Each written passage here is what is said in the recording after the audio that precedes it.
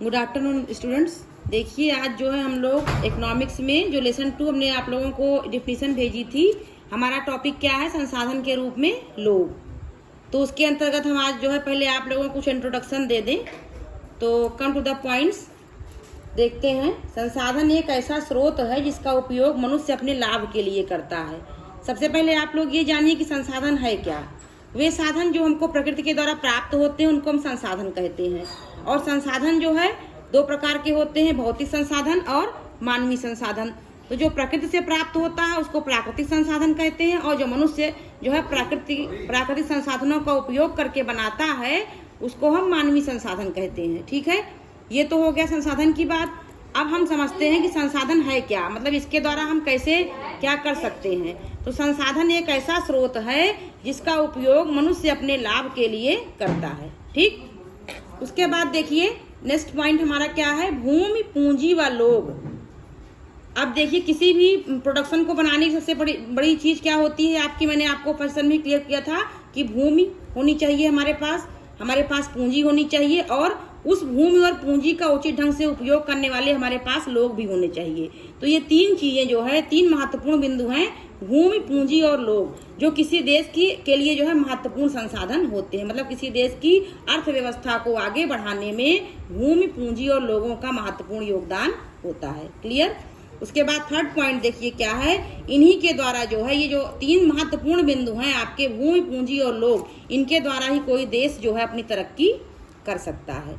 मान लीजिए किसी देश के पास बहुत ही सी जो है लैंड फार्म्स हैं, पूंजी भी है, लेकिन अगर लोग जो है वो मतलब उनके पास उचित कौशल नहीं है, वो उसका उपयोग करना नहीं जानते हैं, तो वो देश जो है तरक्की नहीं कर सकता है। तो लेसन का जैसे कि नाम ही है कि संसाधन के रूप में लोग, तो मनुष्य भी एक प्रकार का संसाधन ही है। यही बात आपको इस लेसन में हम बताना चाहते हैं। उसके बाद देखिए हमारा नेक्स्ट पॉइंट क्या है।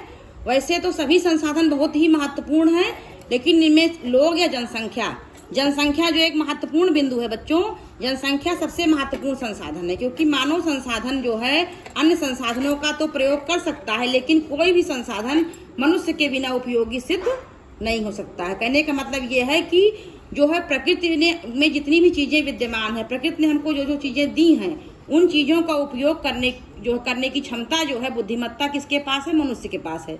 तो मनुष्य जो है अपने आप में स्वयं ही एक बृहद संसाधन है, और मनुष्य के बिना जो है कोई भी संसाधन उपयोगी नहीं हो सकता है। तो कहने का मतलब ये हो गया कि मनुष्य जो है अपने आप में एक उपयोगी संसाधन है। उसके बाद अगला पॉइंट देखिए, वास्तव में संसाधन के रूप में लोग जो है वर्तमान उत्पादन कौशल और क्षमताओं के संदर्भ में किसी देश के कार्यरत लोगों का वर्णन करने का एक माध्यम है।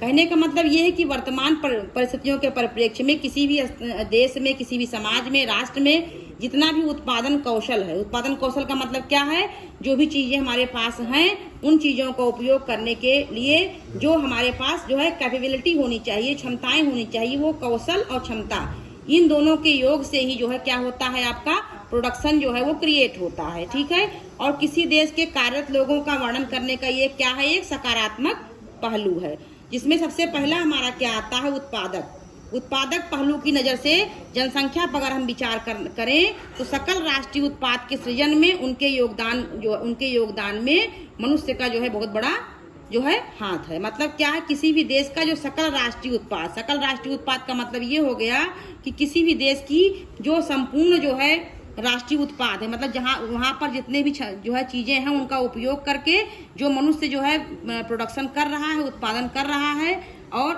उसी को हम क्या कहते हैं, उसके द्वारा जो बन रहा है, जो चीजें बनेंगी वो क्या कहलाएंगी, आपकी सकल राष्ट्रीय उत्पाद कहलाएंगी।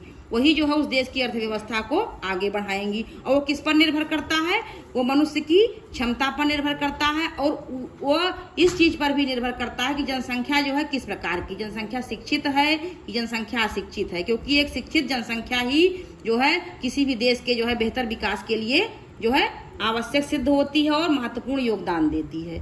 उसके बाद देखिए संसाधनों की तरह ही जनसंख्या भी एक संसाधन है, जैसा पहले ही बताया गया आपको कि जनसंख्या भी जो है क्या है, एक संसाधन है। इसी को हम क्या कह सकते हैं, एक मानवीय संसाधन भी बोल सकते हैं।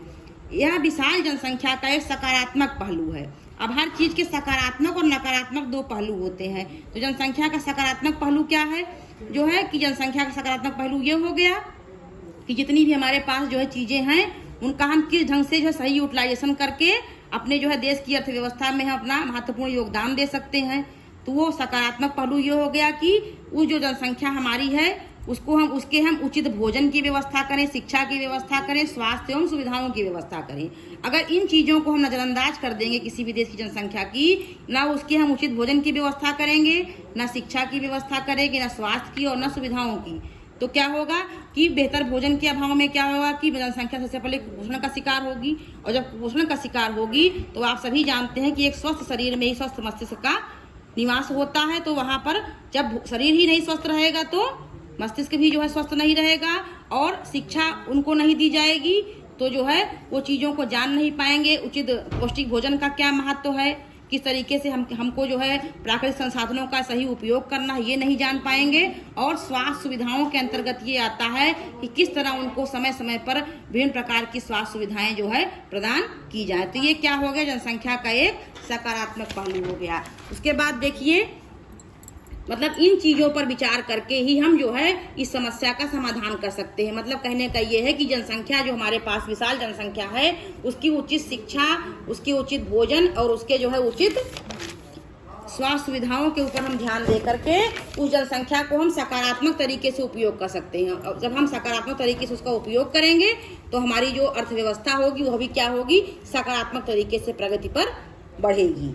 उसके बाद देखिए, जब इसी विद्यमान मानव संसाधन को और अधिक, जैसे अभी हम आपको इसको डिटेल में डिस्कस कर रहे हैं कि जो ये मानव संसाधन है इसको हम और अधिक शिक्षा देंगे और अधिक स्वास्थ्य सुविधाएं देंगे, तो क्या होगा कि इसी प्रक्रिया को हम क्या बोल सकते हैं, मानव पूंजी निर्माण। मतलब पूंजी, मनुष्य भी एक प्रकार का क्या है, मनुष्य भी हमारी पूंजी ही है, क्योंकि मनुष्य को संसाधन के रूप में डिफाइन किया गया है, तो मनुष्य भी एक प्रकार की पूंजी है। मतलब इस मानव संसाधन को जब हम और अधिक शिक्षा स्वास्थ्य के द्वारा विकसित करेंगे तो इसी प्रक्रिया को हम क्या बोलेंगे, मानव पूंजी निर्माण की प्रक्रिया बोलेंगे, जो भौतिक पूंजी निर्माण की तरह ही देश के उत्पादक शक्ति की वृद्धि में सहायक है। जैसे भौतिक पूंजी से मतलब क्या हो गया, धन संपत्ति जो है, लैंड फार्म्स, वाटर बॉडीज, ये सारी चीजें आ गई। तो उसी प्रकार से मनुष्य के मानव पूंजी के अंतर्गत क्या आ गया, वहां पर रहने वाली एक विशाल जनसंख्या। तो इस भौतिक पूंजी और मानव पूंजी के जो है उचित सम्मिलन से ही जो है उत्पादक शक्ति की वृद्धि होती है और देश की जो उत्पादकता बढ़ती है। जब उत्पादकता बढ़ेगी तो जाहिर सी बात है वहाँ की अर्थव्यवस्था भी मजबूत होगी। उसके बाद आगे आते हैं, मानव पूंजी निर्माण एक ऐसी प्रक्रिया है जिसके अंतर्गत मानव शक्ति के विकास के लिए भारी मात्रा में निवेश किया जाता है। निवेश आप लोग जानते हैं, इसको हम लोग इंग्लिश में क्या बोलते हैं, इन्वेस्टमेंट। जैसे हम किसी बिजनेस को शुरू करते हैं तो उसको हम आगे बढ़ाने के लिए जो है क्या करते हैं, उसमें जो है जितना हम इन्वेस्ट करेंगे आगे वही हमारा जो है प्रॉफिट होगा। उसी तरीके से जो है मानव के शक्ति के विकास में भी जो है क्या किया जाता है, एक तरीके से इन्वेस्टमेंट किया जाता है। इन्वेस्टमेंट के रूप में क्या है आपका है, जैसे हमने जो है जनसंख्या को उचित भोजन दिया, उचित शिक्षा की व्यवस्थाएं की और उचित स्वास्थ्य सुविधाएं, ये भी एक प्रकार का क्या हुआ, इन्वेस्टमेंट हुआ। तो जो हमारी जनसंख्या हुई वह स्वस्थ, शिक्षित और सुखी जनसंख्या हुई, तो वही जाकर के आगे आपके देश के अर्थव्यवस्था में अपना योगदान प्रदान करेगी। मानव पूंजी में निवेश जो है भौतिक पूंजी की ही भांति प्रतिफल देता है। जैसे भौतिक पूंजी में जितना हम लगाएंगे आगे पाएंगे, उसी प्रकार मानव पूंजी में भी निवेश जो है भौतिक पूंजी की तरह ही अपना परिणाम प्रदान करता है। अधिक शिक्षित और बेहतर प्रशिक्षित लोगों की उच्च उत्पादकता के कारण होने वाली ज्यादा आय और साथ ही अधिक स्वस्थ लोगों की उच्च उत्पादकता के रूप में इसे प्रत्यक्ष देखा जा सकता है। कहने का मतलब ये है कि अगर अधिक शिक्षित लोग रहेंगे और बेहतर ढंग से उनको प्रशिक्षण दिया जाएगा और बेहतर शिक्षित और प्रशिक्षित लोग जब मिलकर के काम करेंगे तो जाहिर सी बात है कि उत्पादकता को और अधिक आगे बढ़ाएंगे बनस्बत उन लोगों के जो लोग कम शिक्षित हैं या अनपढ़ हैं या उनको बेहतर ढंग से प्रशिक्षण नहीं दिया गया है। तो ऐसी स्वस्थ और शिक्षित जनसंख्या से ही जो है हमारी जो अर्थव्यवस्था है वो आगे बढ़ेगी और इसका प्रत्यक्ष प्रमाण हम किसमें देख सकते हैं, इसका प्रत्यक्ष प्रमाण हम उच्च उत्पादकता में देख सकते हैं। तो हम लोगों ने आज ये विश्लेषण के बारे में कुछ हमने इंट्रोडक्शन आप लोगों को बताया। अब जो है हम आशा करते हैं कि आप लोगों को ये टॉपिक समझ में आ गया होगा। आप लोग वीडियो को अच्छे तरीके से देखेंगे और किसी को कोई प्रॉब्लम होगी तो हमसे पूछ लेगा। आज के लिए इतना ही, धन्यवाद।